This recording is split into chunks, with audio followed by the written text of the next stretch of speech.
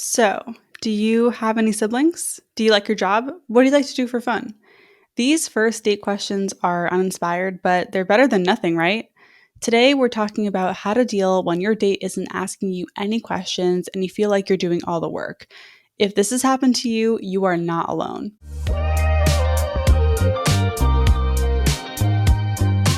Welcome back to Dating Intentionally. I'm Talia. I'm a dating coach, and I'm sharing no nonsense advice for navigating modern dating with confidence and ease, whether you've been on dozens of dates or you're just getting started. I believe dating can be fun when we can actually have good conversations on dates, and that does not always happen, but hopefully, this episode will help you get there. Before we get into it, I want to thank you so much for following and rating this podcast. Your ratings and reviews help me a lot. And if you're on YouTube and prefer to watch podcasts instead of just listening, you can subscribe there too. Any way you interact with this podcast, whether it's rating or reviewing or just following and commenting, it helps other people find the show, which helps me a lot. So thank you. And as always, you can find me on Instagram at dating.intentionally. You are more than welcome to slide into my DMs and share your thoughts on this podcast. Okay, so today we're talking about a hot topic, a big complaint, and a woe of daters everywhere. And that is, why don't people ask me questions and what do I do about it? And after we get into that, I'm answering 2 dating dilemmas that you submitted to the podcast. You can submit your dating dilemmas anonymously here in the show notes. So that's linked below. Has this ever happened to you? You are on a date and you feel like you are doing an interrogation instead of just talking. You're asking questions, but your date is giving you nothing. Your back is literally breaking from carrying the conversation. I've been there. This accurately describes the worst date I've ever been on, which in the big picture isn't bad compared to how bad dates could go. I've heard your horror stories, and I would say my one horror story isn't nearly as horrific as some of the ones I've heard. I've shared this story before, but the gist is that I had a long dinner date with a man who asked me one single question at the top of the date about my business, and then proceeded to not ask me any other questions. What made it worse is that every time I asked him a question, he took a bite of whatever he was eating. So the question would just kind of hang out in the air while he chewed. And honestly, if he had answered with the food like still rolling around in his mouth, that would have been better. I would have preferred that, I think. I got to the point where I tried to time my questions with his eating so that he could answer them before he started chewing, but that didn't even work. It was awful. And the crazy thing is, I did actually have a phone call with this guy prior to the date, so I thought it would go well. And honestly, though, when preparing for this episode, I looked back at our texts and I realized that he was definitely more interested in sex than anything else. In our text, he kept bringing up Field, which is a dating app mostly used for kinky stuff, and he kept commenting on my chest. So yeah, I guess I can chalk that one up to he didn't put an effort to get to know me on the date because he just really wanted to get in my pants. It happens. So if my story sounds familiar at all, if you've ever been on a date like this, or maybe you haven't yet, but you know it will eventually happen, we're going to get into why this happens and what to do about it. I'll be honest, and I will say that I hear this complaint from women a lot more than from men, but honestly, regardless of who you're dating, I'm sure this happens. No matter your sexuality or gender or age, you're going to run into this at some point. I'm going to get a little bit into my 3 theories behind why people don't ask a lot of questions on dates. And before I get into it, I acknowledge that I am going to sound like I'm making excuses for some people, specifically men. And I think everyone should learn to have a conversation and ask questions and show interest, but understanding why this is more common for women dating men might help you have a little more empathy. I'm not saying this to give guys a free pass. Like, if you're a guy listening to this, you need to learn how to ask questions if you don't, or if you've ever gotten feedback that you don't, or anything like that. So again, I will just reiterate, most of the listeners of this podcast are women. I talk to mostly women, so I hear from mostly women about this, about the guys they're on dates with. So the first theory I have is more about why men specifically don't ask a ton of questions. And my first theory is that men and women are socialized differently growing up. Women are socialized to be more in tune with our feelings and our inner worlds. We talk about our own thoughts and feelings and experiences with each other, and it gets pretty deep sometimes. I'm not saying guys can't be deep, okay? I'm not saying, I know this is not all men. There are a lot of men who ask questions. I'm just saying this is a pretty common issue for a lot of women in the dating world right now. Anyway, Have you ever listened to a group of guys talk and shoot the shit? It's usually not about their inner worlds and feelings.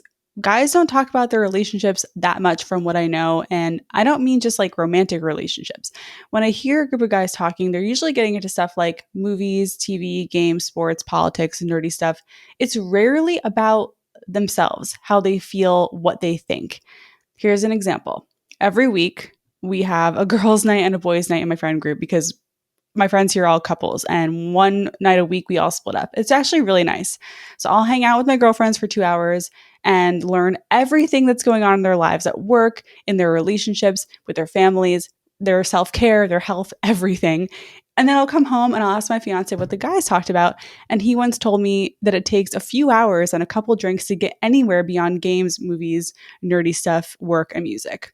They rarely talk about their relationships, even though they're all in relationships. It's not normal to ask or bring it up. Again, this is based on what my fiance and also my brother and other people that I've talked to have said.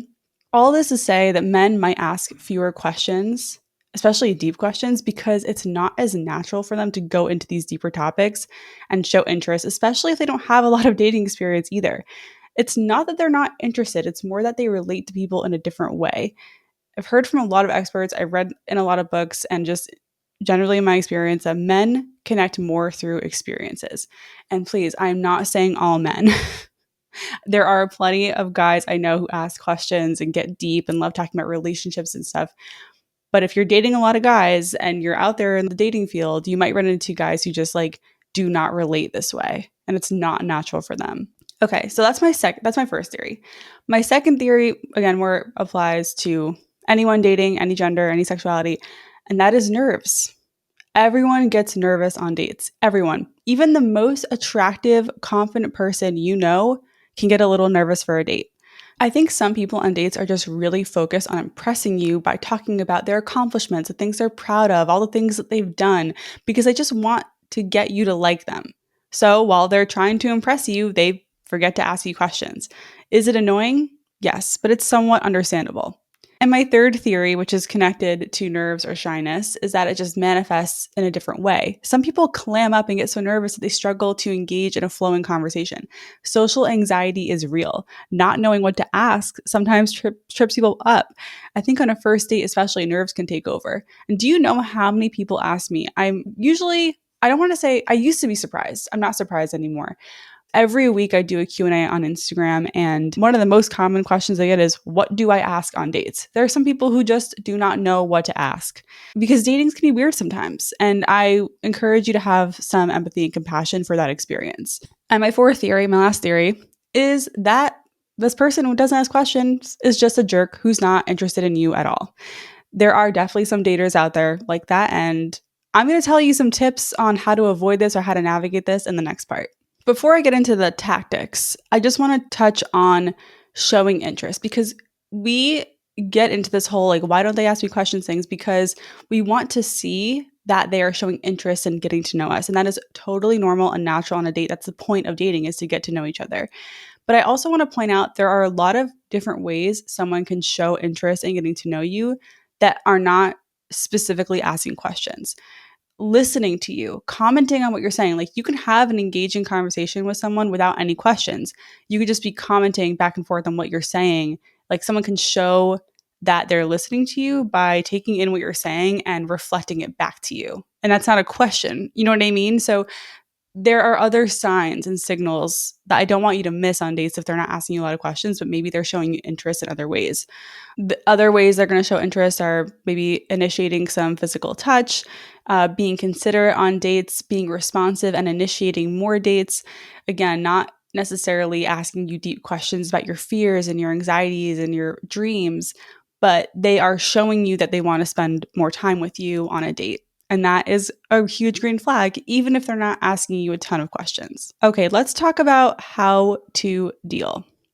I opened up the lines on Instagram and I asked, what do you do when your date doesn't ask you questions? And you guys came in with a lot of answers, and we're going to go through them now.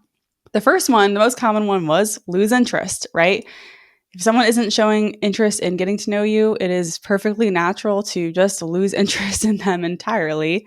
So that is totally fine. Like, I get this. The whole point of dating is to have fun and it's also get to know each other. And it's not fun to be on a date with someone who shows zero interest in getting to know you or anything like that. You don't have to keep seeing someone who you have to force the conversation with. Like, a one-sided conversation can be a deal breaker. That is okay. It's okay to not want another date with someone because they didn't ask you questions and the conversation wasn't fun. So I just want to say that that is a totally fine response to encountering someone who is allergic to asking you questions. The second most common response was sit there in silence and wait until they ask you a question. This can be an effective way to give someone a hint that it's maybe their turn to ask you something.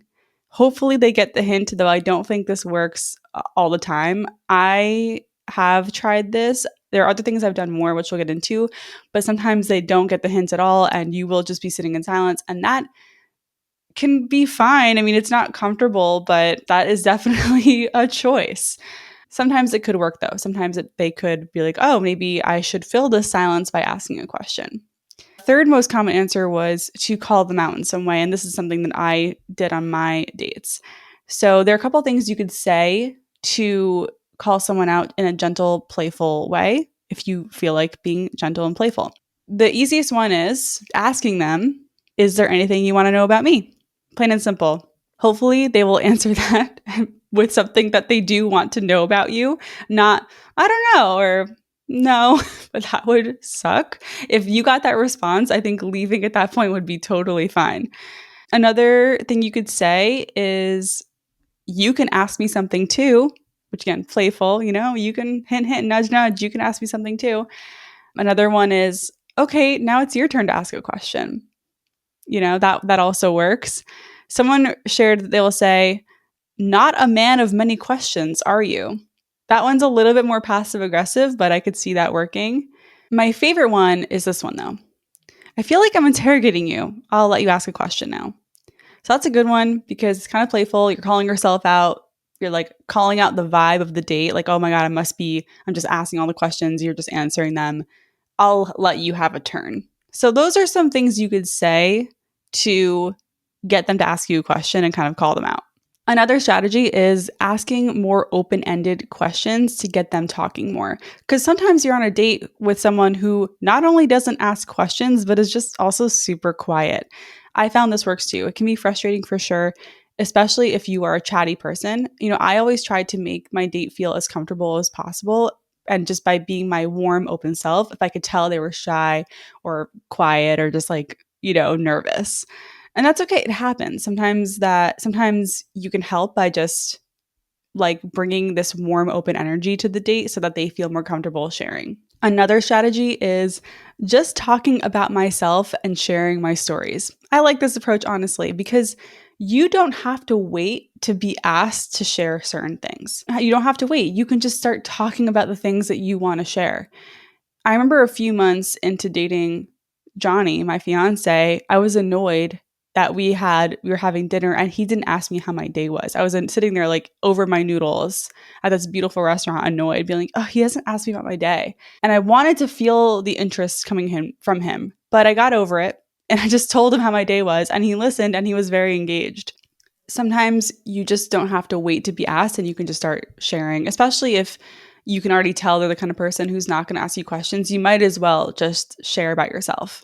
Another approach is asking questions that you'd like to be asked. So then if you ask a question and they answer, and if they say, what about you? Then you have a chance to answer the question too. And even if they don't say, what about you? You can still share and talk about whatever you wanted to talk about, which is the strategy I use on that one horrible date I described earlier, because I would ask a question, he would be chewing his food, he would answer and then not say, what about you? Or like, return it. So I would just answer the question. It was the most awkward date. Oh my God. And finally, the last thing that you guys shared, the last way to deal with this is leave the date as soon as possible and no second date. Again, I get this. I think it's justified in a lot of cases where you're just not getting anything. And this is why coffee and drink dates are great, because you can quickly finish your drink or not, honestly, and just say you have to get going. I used to use my dog, Coconut, who's there in the corner, as an excuse all the time. Like, okay, I have to go feed my dog. I have to go walk my dog. Like, I need to go do this. So it's okay. It's okay to end the date. I think you can do it in a respectful way. At a certain point, if you're just not feeling it, you can excuse yourself and get out of there and don't give them a second date. So I hope this helps. I hope that you have enough strategies in your arsenal when you encounter the person who doesn't ask questions on dates. And again, I hope we're going to get into some questions to ask, but I hope that this also just makes you want to check yourself to make sure that you are asking questions on dates too. So one of my tricks or a hack or whatever you want to call it is if they don't ask questions while texting or messaging on the apps before you meet, just don't go out with them. Like, if you see they're not asking you questions before you meet, they're not going to ask you questions when you meet. Of course, you might get people who did ask you questions while messaging and texting and then don't on the date, which is exactly what happened to me. But I think if you have fun messaging or the conversation flows through text, it's a strong sign that it will probably flow and be fun in real life. So here are 10 of my go-to questions on dates. These are the ones that I like to ask. I had a lot of fun. I think it's good to keep a few, again, tucked away in your brain for lulls, silences, or just when you've run out of things to talk about, which will happen on some of your dates. Here we go. What type of work would you do if money didn't matter? This is a really easy question. It's definitely a pretty common one. Nothing special about it, but I think it's a fun intro into a lot of different topics like hobbies, interests, and stuff like that. What are you really looking forward to this year or summer or month or week or weekend, right? Just something they're looking forward to. I think this is a good question because it gets people excited and passionate. Like, if you're looking forward to it, you're going to talk more passionately about it. And then it kind of, again, serves as a channel to get into more topics. Again, as you guys may or may not know, travel is very important to me. So I would ask, do you have any trips planned? I want to talk about upcoming trips. And I asked this question also because I wanted to answer it myself. I always have a trip planned. So I would want to talk about where I was going, and maybe, who knows, maybe they have been there and they can give me some recommendations or something like that. What does your ideal weekend look like? So this one is a little different than what you usually do on weekends. I think asking about their ideal weekend gets you into dreaming mode, which is a really fun, playful mode to be in on a date.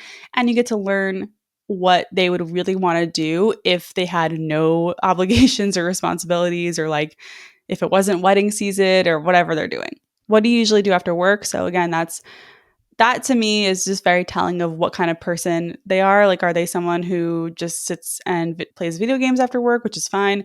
Or are they going to pickleball? Are they going to happy hour? Are they just going to sleep? Like, that just says a lot about someone.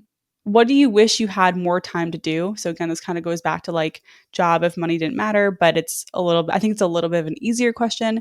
It can get you talking about hobbies you wish you could have more time to do, interests, stuff like that.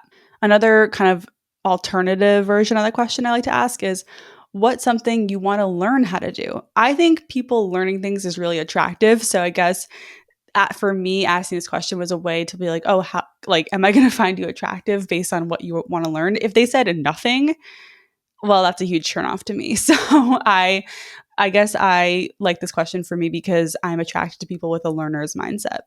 What's something you don't normally share on a first date? I got this question, I think, from Logan Ury or maybe some other dating expert on Instagram. And I think it can be a fun way to crack into vulnerability. Like, I wouldn't start with that question. That's not the first question I would ask on a date. Maybe towards the end, if there was a vibe, I could ask that. And then you can kind of get a little bit more vulnerable with that person. And then the last two are probably the most important ones to ask on a first date, which are, what are you looking for in dating right now? I would always ask this on a first date. I mean, if not the first date, then by the third date at the latest. What are you looking for in dating right now? I think it's a low pressure way to find out someone's goals, which is super important, because if you don't ask this, then you're never going to know. And if they say, oh yeah, I'm just looking for something casual, I just got out of a long-term relationship, then you know exactly what their deal is going to be. And the other question I would always ask is, when was your last relationship? I'm not the kind of person who judges someone if they said they've never been in one. I just think it gives me context to their dating life. Like if they said they never been in a relationship, fine, but it's like good for me to know that. And then I could also talk about my relationship history. We can get to know each other. You don't have to go into the breakup details or like any detail in any details. You could just say, when was your last relationship? Oh, it was 6 months ago. Oh, it was 6 years ago.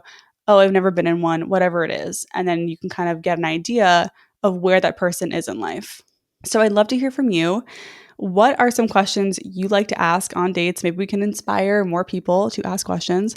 Share in the comments on YouTube or Spotify if you are enjoying this podcast on one of those platforms. Or you can DM me on Instagram at dating.intentionally. To recap, okay, there could be a whole bunch of reasons why someone doesn't ask you questions on dates. Maybe it's nerves. Maybe they're not used to asking a lot of questions because that's not how they relate to people. Or maybe they're just a self-centered jerk. It's okay to not want to date someone because they aren't asking you questions and the conversation felt one-sided. When you're on a date with someone who seems to be allergic to asking you questions, you can playfully call them out or let the silence hang to see if they get the hint, or you can end the date early and bounce.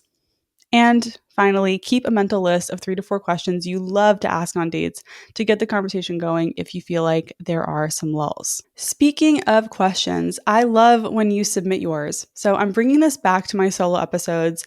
If you have a dating dilemma, you can submit it anonymously via the link in the show notes. I will be answering some of these on Instagram and TikTok, and of course, here on the podcast. So I have 2 for you today. Here is the first one. 30 female, me, and 29 male recently broke up after dating for a few months. It was hot and heavy at first, and then he ended it abruptly. He always wanted to meet my friends, but would never come to weekly trivia night on Tuesdays because it, quote unquote, isn't good for my schedule. Well, he was there last night after we broke up. I feel like I can't go now, and I'm upset as to why he'd go now and not then. He was with 2 girls, I don't know them, and I'm quite hurt by it. This is so tough. Obviously, with this question or dilemma, there isn't anything to do other than process. It's really shitty that you had asked him to go a few times and he never agreed, despite the fact that he expressed desire to meet your friends. And that alone is a red flag. Like, I rarely buy into the if he wanted to, he would thing. But I think this is one of those situations where it clearly applies. I don't know why he did this, why he showed up to trivia on the same night at the same place that you invited him to your friends after you broke up with 2 other girls. We could read this as he was doing it on purpose to get at you for some reason, which is so petty, or he's just completely oblivious. I don't know. And some part of me thinks there could have been some fear on his end or maybe some pressure around meeting your friends, even though he said he wanted to. Like it was something he was supposed to want, but deep down there was something blocking it. And that's why he didn't actually want to clear his schedule one time to meet your friends, which was clearly important to you. And is, by the way, not asking for too much at all. So I say with this one, definitely keep going to trivia, sit far away from him. If he shows up, he might not show up again because it was your trivia first. Do not let these people take these things away from you. I'm serious. Like, you can't let them do that. Don't let them win. And I'm sorry. You deserve better. You're doing great. Okay, next question. Again, you can submit these in the form below. It's linked below. Okay. I'm a 35-year-old woman dating a 42-year-old man for the past 4 months. I've experienced 2 long-term relationships while he hasn't been in one for over a decade. Despite our differing backgrounds, we share a strong bond filled with laughter, alignment in our lives' journeys, and good chemistry, except when it comes to sexual intimacy. I love both passionate lovemaking and casual sex, seeing it is essential for building intimacy with my partner. However, his approach to sex is more straightforward and less romantic. When I've shared my other needs, he's met them, except for this crucial aspect. Although our sexual encounters are not bad, I'm kind of heartbroken that he has never experienced or shown interest in romantic sex. He's aware of his lack of some skills in maintaining a relationship, and he has expressed his desire to make things work and has even started therapy. He's a great guy, and we both genuinely care for each other, but this disparity in sexual connection might be a deal breaker for me. Should I walk away, or could sexual chemistry be worked out? Would it be genuine though? Could this be a red flag? I think it is technically a red flag, but red flags aren't deal breakers. They're just something to pay attention to, right? So you're already paying attention to this. You already kind of know that this needs to be addressed. And in that way, it's a red flag, but it's not you're not doomed. I believe that this could be worked out with time and attention, which it sounds like he could be open to putting in more effort, even though his sexual needs are different than yours. He may never, ever, ever be genuinely interested in this type of sex. But ideally, he's interested in meeting your needs and giving you the sexual experience you desire as long as it fits into what's comfortable for him and with what he will consent to sexually, which doesn't seem to be the issue here, but you didn't say so either way. So just want to make sure we say that. And I encourage you to let go of wanting him to be generally interested in this type of sex on his own, because it's okay that you have different interests in this. But I want you to embrace the idea that you two can create a whole new sexual dynamic that meets both of your needs together. And like when you bring this up to him, I want you to pose it more like an experiment or something to try. Show him the way, show him what you like, and most importantly, how turned on it makes you and how much it makes you desire him and how much you enjoy it, because that can be very motivating to a partner. Like maybe he isn't motivated by the idea of romantic sex or this passionate lovemaking that you describe, but he's really into the idea of making you happy, especially in the bedroom. So I say, I hope you keep working on it. It's not going to happen overnight. And I think it's normal to have to take time to work out the kinks in your sex life, like no pun intended, but it will take time to develop something that is truly unique to your dynamic. And I think that's beautiful, right? You're going to create something new and different that will hopefully meet both of your needs, and it will be a work in progress. So I hope that helps, and thank you for your questions. So that's my time. I want to thank you for listening. Thank you for trusting me. I hope it helped you figure out what to do when you go on a date with someone who doesn't ask questions. Don't forget, you are doing great. I'd love it if you share this episode with someone who is navigating dating and might need a little confidence boost or some tough love. If any of these episodes have helped you in your journey, you can help me by leaving a stunning review on Apple or giving Dating Intentionally 5 stars on Spotify or following on YouTube. I'd really appreciate it. Once again, I'm Talia. This has been Dating Intentionally, and I'll talk to you on Friday.